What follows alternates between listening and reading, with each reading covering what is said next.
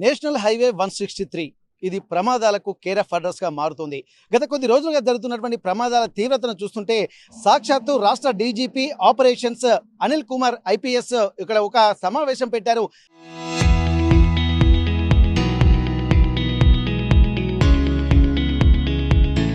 Road ప్రమాదాల మీద అవగాహన ఏర్పాటు చేసి రోడ్డు ప్రమాదాలు నివారించడానికి ఎలాంటి జాగ్రత్తలు తీసుకోవాలో ఒక అవగాహన సదస్సు కూడా ఏర్పాటు చేశారు. ఇది అలైవ్ అనేటువంటి కార్యక్రమంలో భాగంగా రాష్ట్ర వ్యాప్తంగా కూడా ఇట్లాంటి కార్యక్రమాలు చేస్తున్నారు. అయినప్పటికీ కూడా ప్రమాదాలకు కారణాలు మాత్రం వెతుకుతూనే ఉన్నారు. కానీ ఇక్కడ ముఖ్యంగా గమనించాల్సింది నేషనల్ హైవే 163 అంటే ఇక్కడ ఏటూరు నాగరం అలాగే కాళేశ్వరం నుండి వచ్చేటువంటి ఇసుక లారీలు మొత్తం ఇదే హైవే మీద రెగ్యులర్గా వెళ్తుండడం వల్ల రాత్రి ప్రమాదాలకు కేర్ ఆఫ్ అడ్రస్ గా మారుతుంది.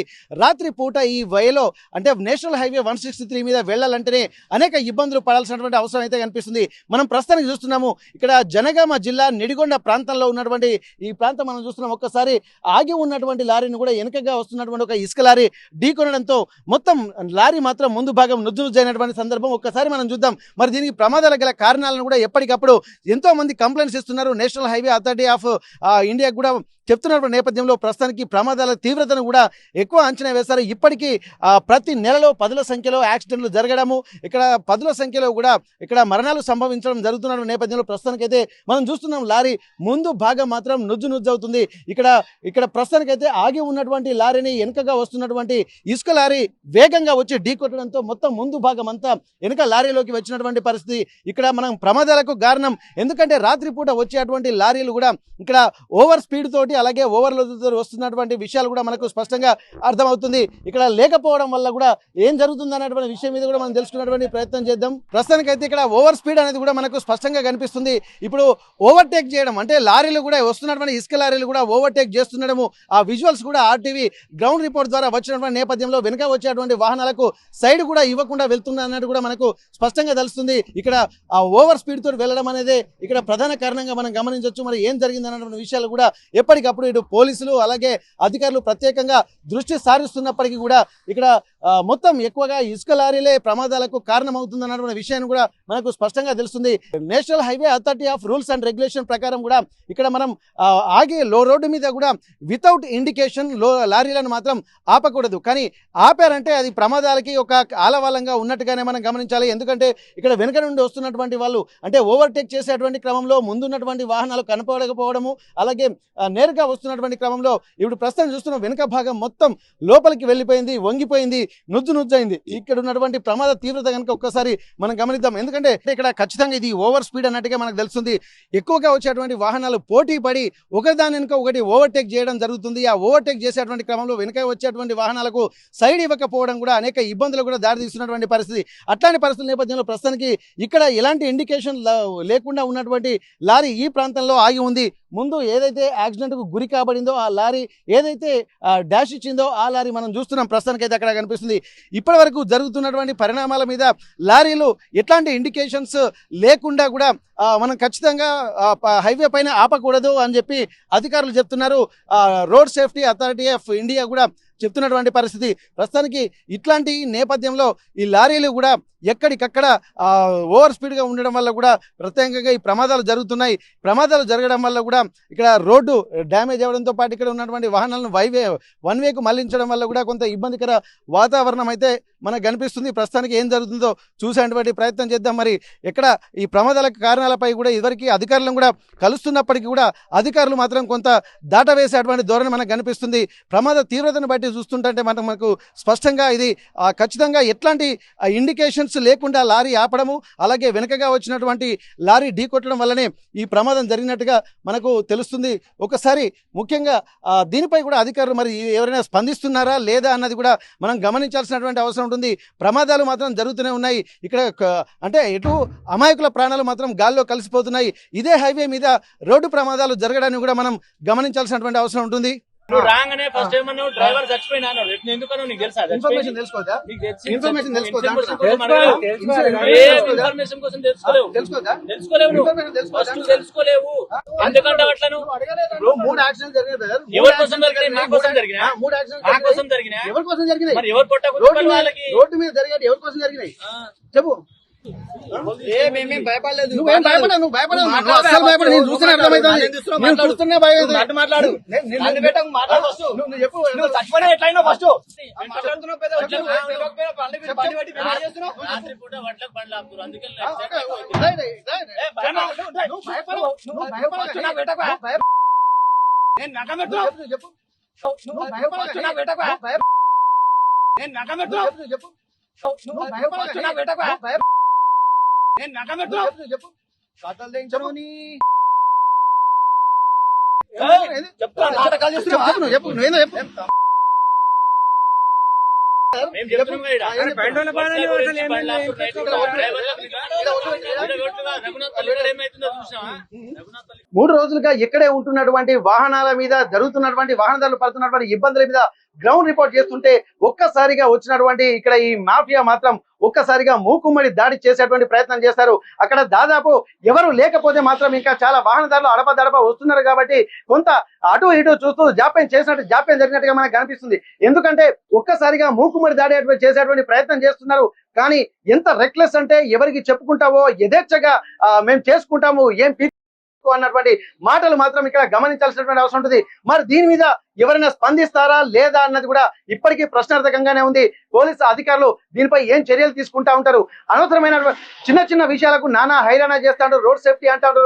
కానీ రోడ్ సేఫ్టీ మీద జరుగుతున్నటువంటి ఇబ్బందుల్ని కవరేజ్ చేయడానికి వచ్చినటువంటి మీడియా మీద మాత్రం ఇలాంటి దురుసు ప్రవర్తన, బెదిరించేటువంటి ప్రయత్నం, ఇలాంటి రిపోర్టర్లను ఎంతో మంది చూసాము, ఎవరికి ఏం చేస్తే లొంగుతారో మాకు బాగా తెలుసు అని చెప్పుకుంటూ వెళ్తున్నటువంటి పరిస్థితి. కానీ ఆర్టీవీ ఎలాంటి లొంగుబాట్లకు జరగదు, ఇంతవరకు జరగలేదు, ఇక ముందు కూడా జరగదు అన్నటువంటి విషయాన్ని కూడా స్పష్టం చేస్తున్నాము. కానీ దీని మీద అధికారులు ఏమైనా చర్యలు తీసుకుంటారా లేదా అనేది మాత్రం ప్రశ్నార్థకంగానే ఉంది. మరి వారి ధైర్యం ఎవరు అనేది ఇక్కడ మనకు మరింత ప్రశ్నార్థకంగా మారుతున్నటువంటి పరిస్థితి.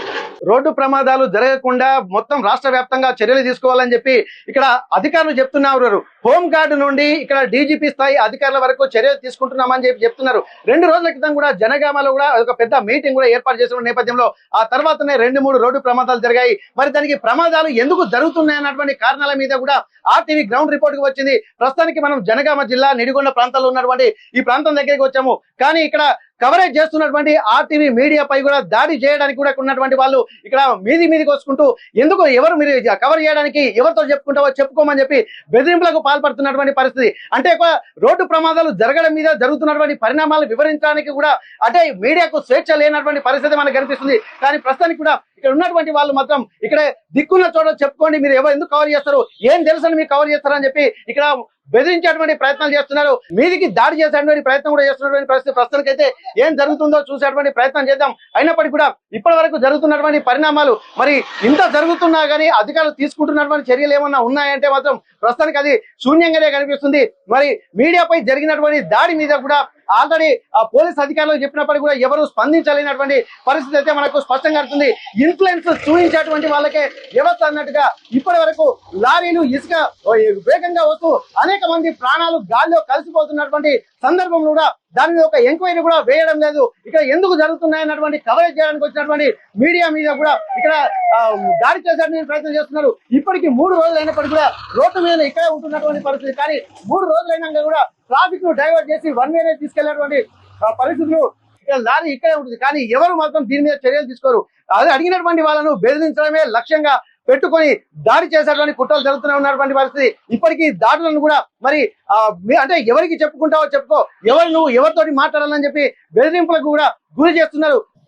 ఓవైపు జరుగుతున్నటువంటి ప్రమాదాల మీద కూడా అనేక మంది వస్తున్నటువంటి వాళ్ళు వాహనదారులు ఇబ్బందులు పడుతున్నప్పటికీ 3 రోజుల నుండి కూడా ఇక్కడే ఆ వెహికల్ ఉండడం మీద కూడా ఎవరు ఇప్పటి వరకు స్పందించినటువంటి పరిస్థితి లేదు.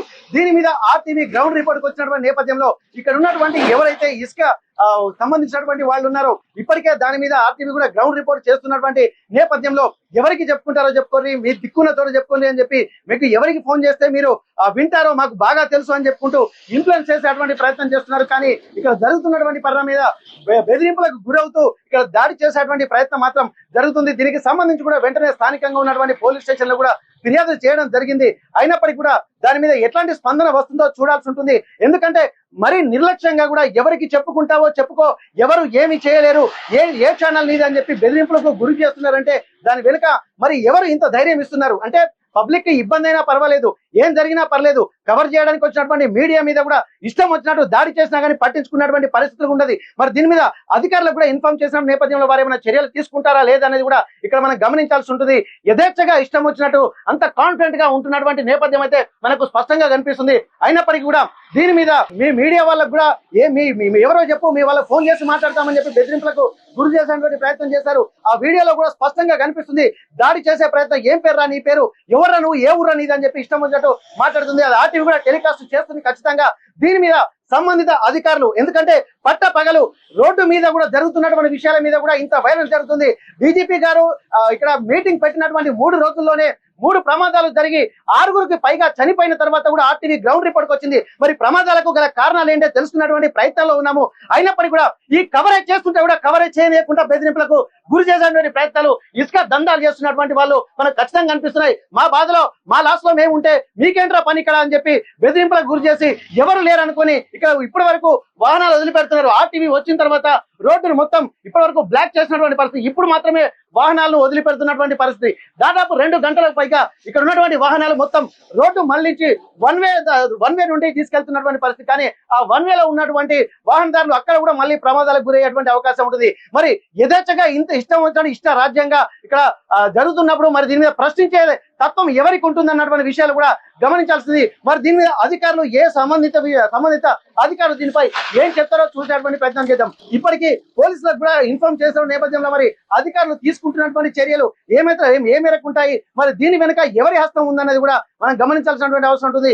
ఏదేమైనప్పటికీ కూడా ఇక్కడ జరుగుతున్నటువంటి పరిణామాల మీద ఎవరు ప్రశ్నించకూడదు, ఏం చేసినా ఎవరు అడగకూడదు, మీడియా వచ్చి కవర్ చేయకూడదు. కవర్ చేస్తే మాత్రం బెదిరింపులకు గురి చేస్తూ ఉంటారు. ఇవన్నీ జరుగుతున్నటువంటి పరిణామంలో మాత్రం చాలా ఇబ్బందులకు గురి చేస్తున్నారు. ఇక్కడ ఏమైనా సరే ఇక్కడ మరి జరుగుతున్నటువంటి తీవ్రమైనటువంటి పరిణామాల మీద కూడా అధికారులు ఎట్లాంటి చర్యలు తీసుకుంటారనేది కూడా మనం గమనించాల్సినటువంటి అవసరం అయితే కనిపిస్తుంది.